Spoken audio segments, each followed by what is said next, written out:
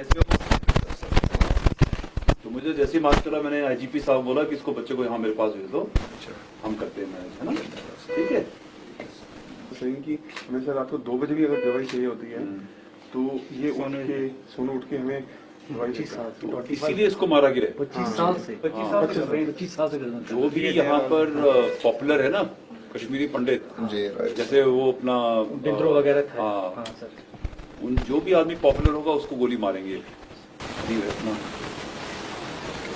है ना? I am so happy. मतलब स्माइल कर रहे हैं बंदा यार। कल सर ठीक है। एम्बुलेंस में कोई जो फौजी होता है ना उसको गोली लग जाए तो नहीं स्माइल करता, ठीक है? और उधर जाकर के गांव के अंदर दिखाना है, बताना लोगों को, और आओ गोली मारो, ठीक है? यार I am so proud of you, I am so proud. आप आराम लो, ठीक है?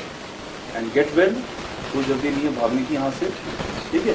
आराम से, कोई प्रॉब्लम तो नहीं है यहाँ पर? नहीं सर,